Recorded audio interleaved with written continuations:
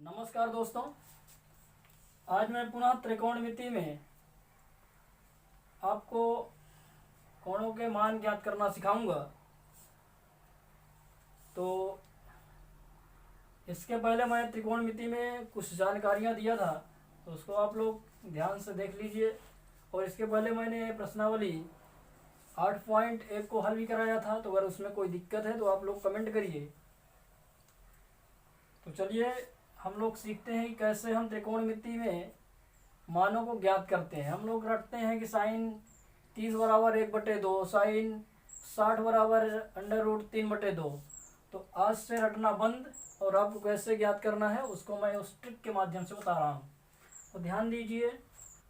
तो आइए सबसे पहले हम लोग 30 और 60 अंश के कोणों के मान ज्ञात कर रहे हैं। इसके लिए हमको बनाना पड़ेगा एक समबाहु त्रिभुज।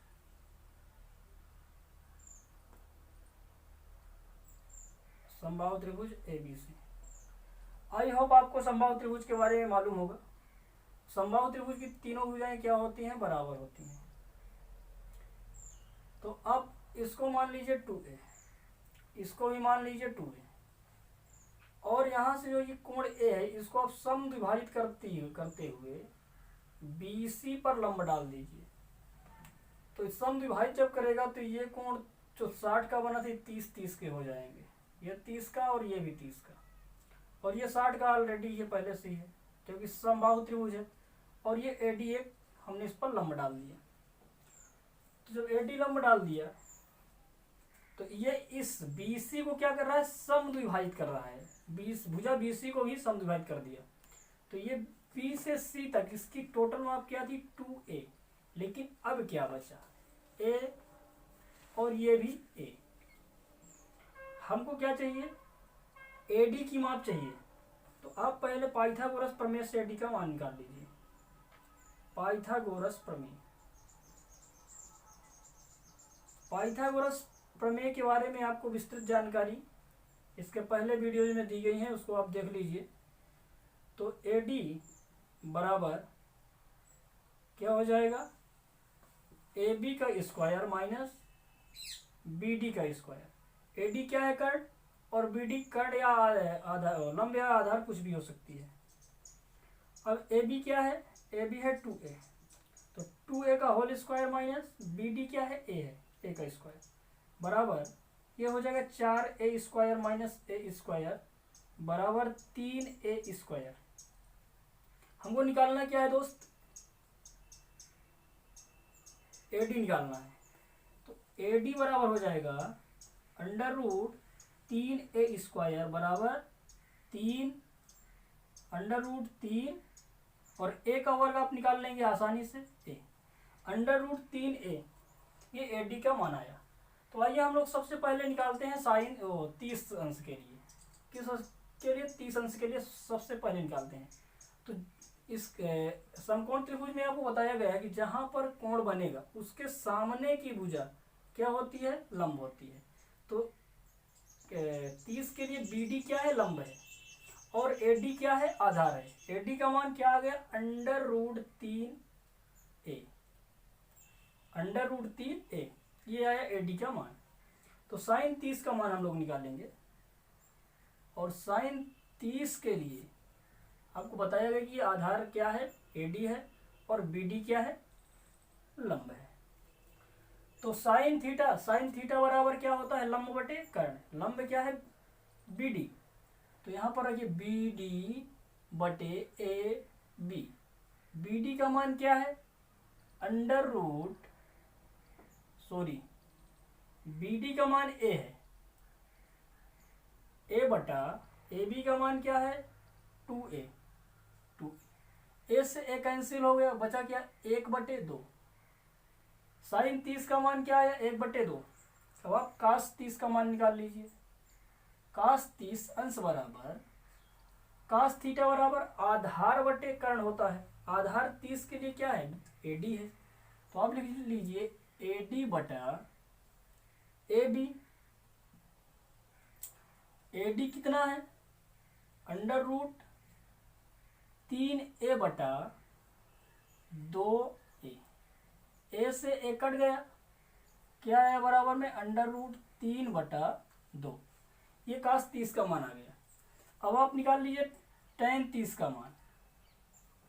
तो tan थीटा बराबर आपको क्या बताया गया है,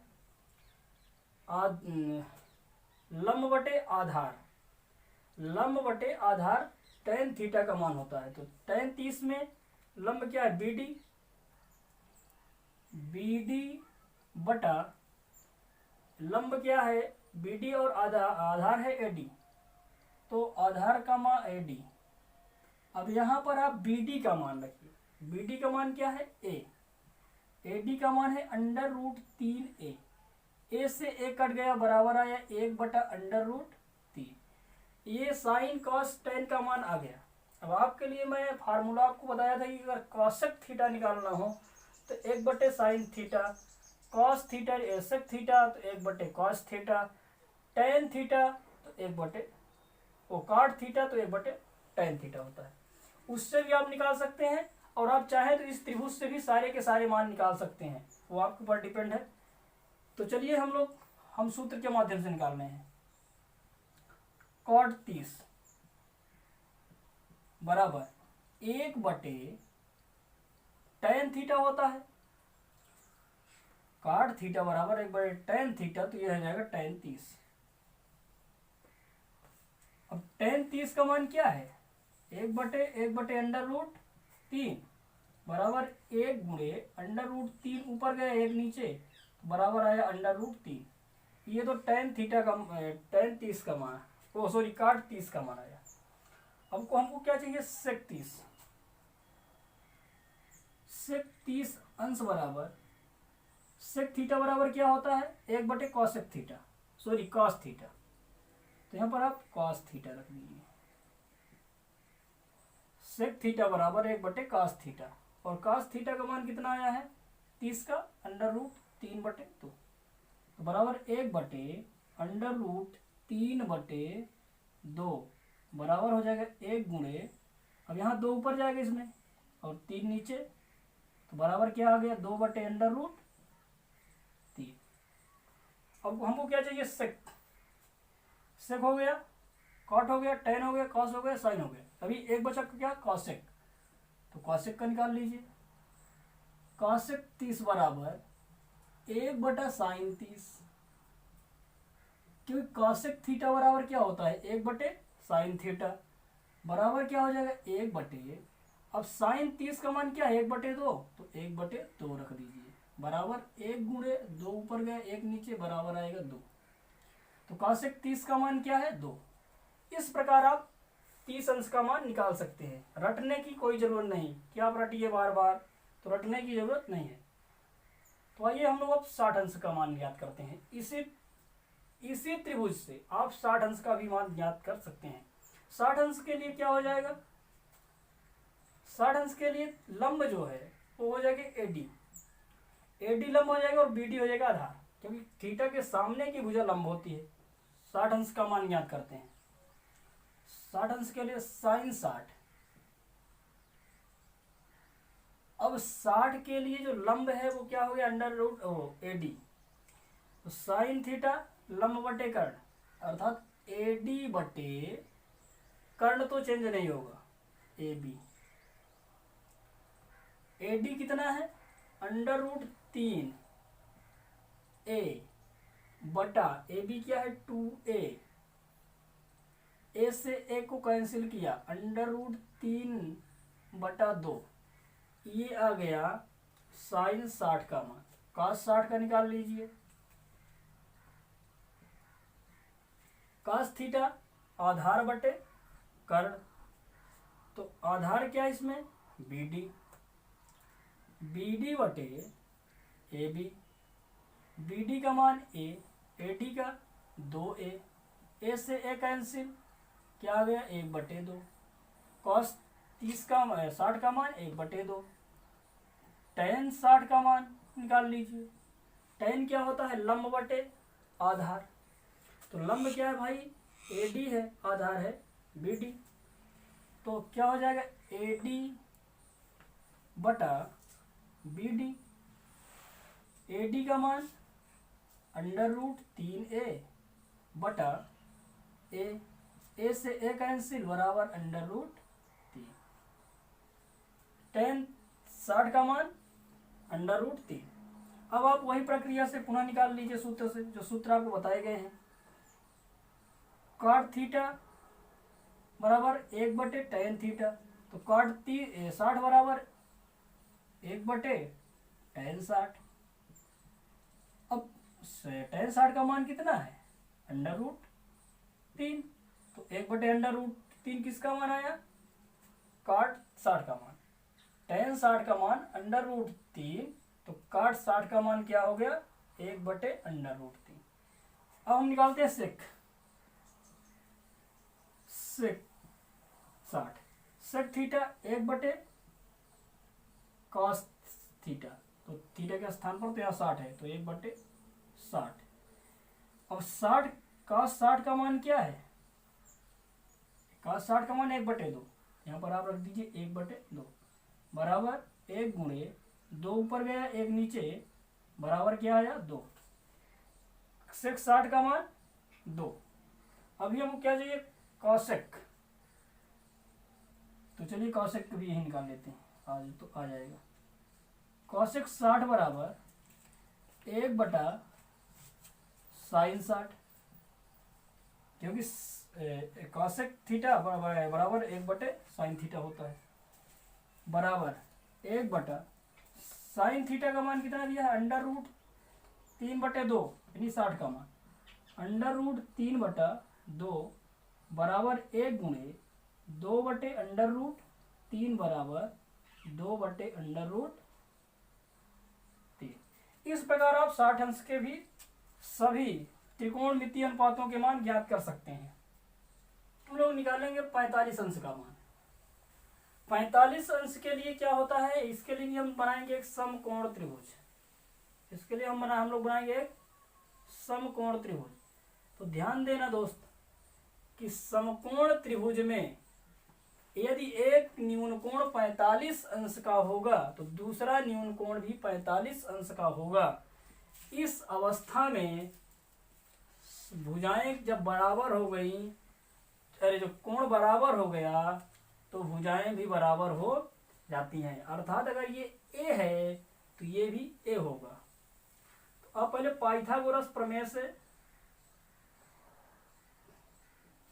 पाइथागोरस प्रमेय से AC निकाल लीजिए। AC बराबर क्या हो जाएगा? AC का स्क्वायर बराबर AB square plus BC square. AC क्या है? कर्ण है। AB का मान A, BC का मान भी A, बराबर हो गया 2A स्क्वायर। हमको AC का मान चाहिए, ना कि AC स्क्वायर का। तो ये हो जाएगा अंडर रूट 2A स्क्वायर बराबर अंडर रूट 2A। ये वाली जो भुजा हमारी आई, ये कितना आ गई? Under root 2A। चलिए आइए हम लोग इसका त्रिकोणमितीय अनुपातों के मान ज्ञात करते हैं। साइन 45 बराबर, अब इसमें क्या होता है? अब इसमें अगर यहाँ हम कोण माने तो इसके लिए लंब BC, अगर यहाँ कोण माने तो इसके लिए लंब AB। तो कुछ भी मान लीजिए। तो चलिए हम कोण यहाँ पर मान रहे हैं कि यहाँ 45 अंश का कोण बन रहा है। AB/AC। अब AB का मान कितना है दोस्त? A। AC का अंडर रूट 2A। A से A कैंसिल, 1/√2। cos 45 का मान, अब इसके लिए आधार बटे कर्ण होता है, तो इसमें हम आधार अब BC को मानेंगे, BC/AC। अब BC का मान कितना है? A। AC का under root 2/A, under root 2A। A से A कैंसिल, 1/√2। cos 45 sin 45 का मान सेम हो गया। अब हम लोग tan 45 का मान निकालेंगे।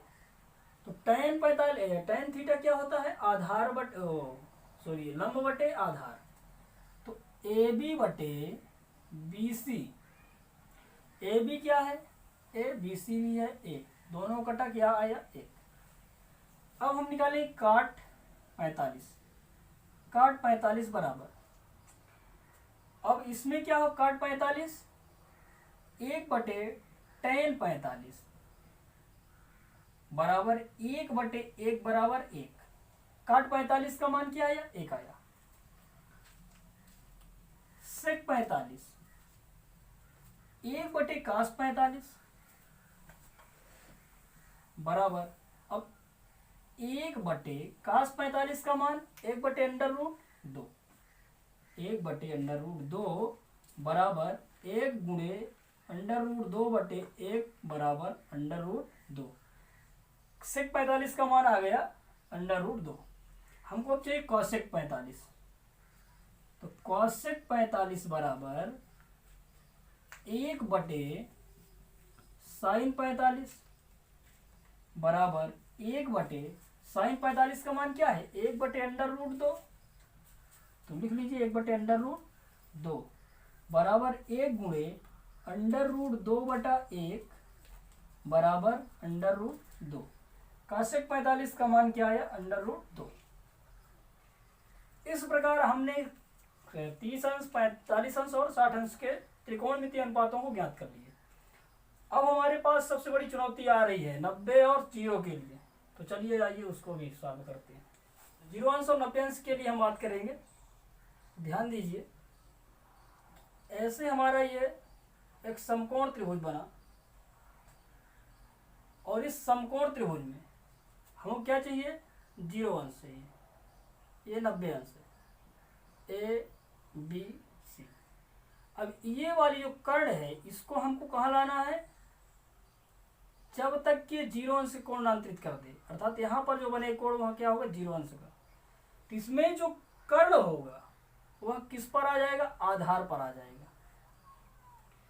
तो इसमें जो अब आधार पर आ जाएगा तो ये कोण क्या बन जाएगा, सीधे एक सरल रेखा बन जाएगा, अर्थात CB, और यहाँ पर ही A आ गया।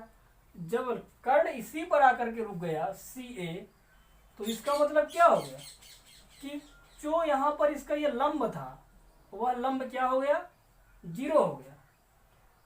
तो साइन, अब इसके हम त्रिकोणमितीय अनुपात अगर निकालें तो क्या आएंगे, अगर यहाँ पर ध्यान दीजिए, अगर ये भुजा A थी, अगर हम इसको A मान लें CB को, तो यहाँ जब ये आकर के इसका ये कर्ण जो था ये क्या, वो धीरे धीरे करके जब इसको हम 0 अंश पर लाए तो आकर यहाँ पर क्या हो गया, इसी पर आ गया, CB पर, अर्थात ये भी क्या हो गया, A हो गया। तो अगर हम इसका मान ज्ञात करें तो ये लंब इसका क्या हुआ, 0 अंश के लिए अगर आप लिखना चाहते हो लिख सकते हैं 0 अंश के लिए, और सदैव याद रखिए 0 अंश के लिए लंब बराबर 0, कर्ण बराबर आधार होता है, कर्ण आधार के बराबर हो जाता है। तो जब कर्ण आधार के बराबर हो गए तो आप साइन 0 अंश का मान निकालिए, क्या होता है, लंब बटे कर्ण। तो लंब बटे जब कर्ण होगा, लंब बटे कर्ण, लंब क्या है 0 और कर्ण क्या है CB CA, तो CA किस पर है, CB पर है, बराबर 0। काश 0 के लिए आप मान निकालेंगे तो काश क्या होता है, आधार बटे कर्ण, आधार भी CB, आधार बटे कर्ण, आधार क्या है CB, कर्ण क्या है AC, लेकिन है क्या, दोनों बराबर है, इसको आप CB बटे CB लिख दीजिए। तो CB से CB कैंसिल, बराबर आया 1, काश 0 का मान 1। इसी प्रकार आप tan 0 का मान निकाल लेंगे। tan 0 में क्या होता है, 0 में लंब बटे आधार, क्या होता है भाई, लंब बटे आधार। लंब क्या है 0, लंब का कोई अस्तित्व ही नहीं बचा, और आधार है CB, तो बराबर आ गया 0। अब tan जीरो का मान भी जीरो। अब हमको निकालना है काट जीरो।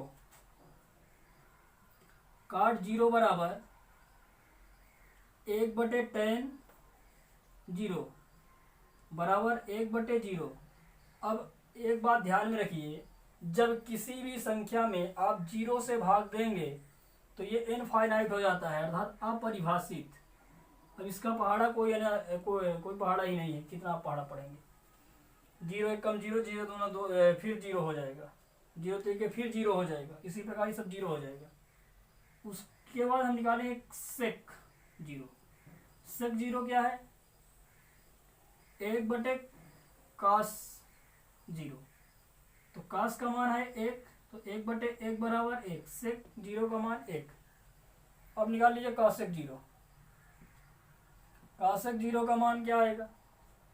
1/sin जीरो बराबर 1/sin जीरो का मान क्या है? जीरो। तो ये भी इनफाइनाइट हो गया, अर्थात अपरिभाषित हो गया। तो इस प्रकार आप जीरो अंश के का मान ज्ञात कर सकते हैं। जीरो अंश के लिए आप बिल्कुल ये फार्मूला याद रखिए, आसानी से आप त्रिकोणमितीय अनुपात जीरो अंश के निकाल सकते हैं। तो वही हम लोग 90 अंश की बात करें।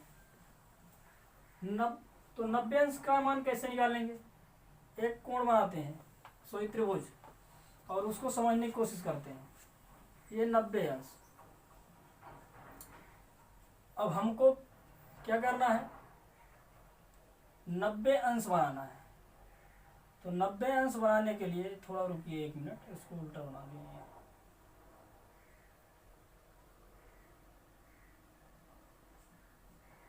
90 अंश। तो इसमें क्या करेंगे कि इस भुजा को, जो ये कर्ण वाली भुजा है, इसको हम धीरे धीरे ऐसे करेंगे। तो यहाँ जो आधार होगा वो आधार हो जाता है जीरो। तो 90 अंश के लिए लिख लीजिए, इसके लिए होता है लंब बराबर कर्ण। इसमें तो लंब होगा लेकिन कर्ण के बराबर हो जाएगा, और आधार बराबर होता है जीरो। 90 अंश के लिए आधार जीरो हो जाते हैं, अर्थात आधार कुछ भी नहीं होता। ये फार्मूला इसके लिए है। जब आप इसको 90 अंश बनाएंगे तो इसको धीरे से इधर ले, ऐसे तो बनाइए। अब इसको आप करें क्या? इसको और आगे ले जाएंगे तो ऐसे, फिर और आगे ले जाएंगे ऐसे, फिर और आगे ले जाएंगे ऐसे, फिर और आगे, ऐसे ऐसे आगे ले जाते ये क्या हो जाएगा? एक समय ऐसा आएगा कि ये जा करके जो कर्ण है वह लंब में विलीन हो जाएगा, और आधार क्या बचेगा? शून्य हो जाएगा। ऐसे बन जाएगी सीधी लाइन। तो आधार यहाँ क्या हो गई? जीरो हो गई आधार। और जो भी ये था वह क्या हो गया? जब हमने इस 90 अंश के त्रिभुज को क्या किया कि हमको 90 अंश बनाना है सामने का कोण। अब यहाँ ये ऐसे खींचा, फिर ऐसे खींचा, फिर ऐसे खींचा, फिर ऐसे खींचा, तो यहाँ पर जो आधार था वो सिमट कर जीरो हो गया, उसकी कोई माप नहीं।